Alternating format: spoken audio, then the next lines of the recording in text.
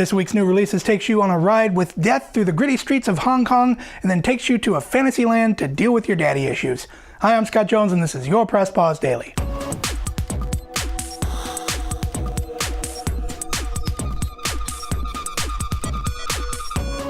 First up today is Sleeping Dogs. The game began life as True Crime Hong Kong, but then after it was cancelled by Activision, Square Enix picked it up and renamed it. The game places you in the shoes of Wei Shen, a Chinese-American police officer who goes undercover to infiltrate a triad known as the Sun On Yi. As with many open-world games, Sleeping Dogs will give you many ways to get around. On foot, players will be able to walk, run, jump, climb over obstacles, and swim, as well as use weapons and martial arts skills in combat. On the vehicle front, you have access to many types of transportation, such as cars, boats, and motorcycles. On the combat side, the game borrows quite a bit from the recent Batman games. It also has what's called a free flow cover system that will let players flow from cover to cover. All the while, you'll be able to blind fire, free aim, and target specific enemies. You can even target specific body parts as well. You'll find all the usual ways to kill time aside from story missions. There are plenty of side missions as well as activities such as carjacking, a fight club, karaoke, and more. On the surface, this sounds like a GTA clone with an Asian paint job, but early reviews sound good and it might be a way to scratch that gritty crime itch until the next GTA game comes out.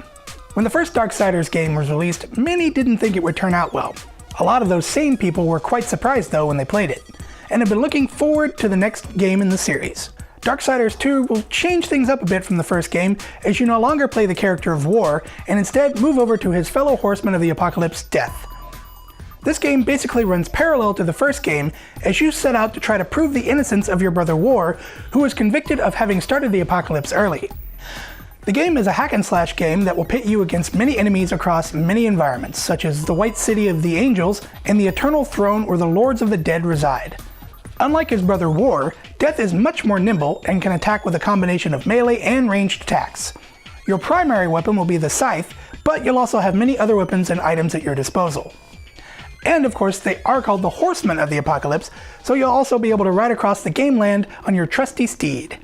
The first game was a lot of fun and felt a lot like a slightly more violent Legend of Zelda, and if this game is nearly as fun as the first, then I got no worries. It's available now for PS3, Xbox 360, and PC, and will also be making its way to the upcoming Wii U as well. Our first digital game for the week is a little indie developed by Humble Hearts, which is actually just one guy who basically made the entire game by himself. According to the developer's website, Dust, an Elysian Tale is a 2D action RPG video game created for the Xbox 360 platform. Set in the beautiful yet mysterious world of Falana, this game chronicles protagonist Dust's journey to liberate an oppressed village and rediscover his past. He is aided by an ancient sword, Ara, and his helpful if unreserved sidekick, Fidget. The game was hand-animated and painted, and has plenty of exploring and platforming. It also contains a fighting system that rewards skillful players, though it also allows casual players or younger players to enjoy the narrative without feeling frustration. The game looks beautiful, and it's amazing to think it was done by basically one guy. If you're up for an interesting RPG, the game is available now on XBLA. And our last game of the day is also a digital game that uses one man's personal trauma to craft an interesting story about a boy and his monster. Papo Yo focuses on a boy named Kiko who wanders through a South American favela with his best friend simply called Monster.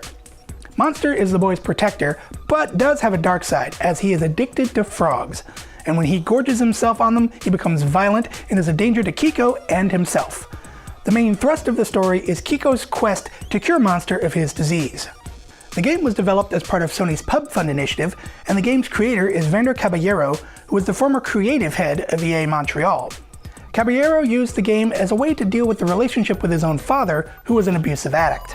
This game looks really interesting and takes a very serious subject and uses it to create a unique gaming experience. The game is available now for the PlayStation Network.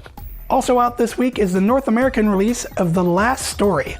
This game comes from Final Fantasy creator Hironobu Sakaguchi and has been greatly anticipated, and also features music from original Final Fantasy composer Nobu Uematsu. The Last Story was the second game in the fan-driven Operation Rainfall event that convinced Nintendo to bring it and Xenoblade Chronicles to North America. Thanks for tuning into the new releases for this week. If you've missed any of our past episodes, all you gotta do is go to presspause.mevio.com, check them out there, and we'll see you tomorrow.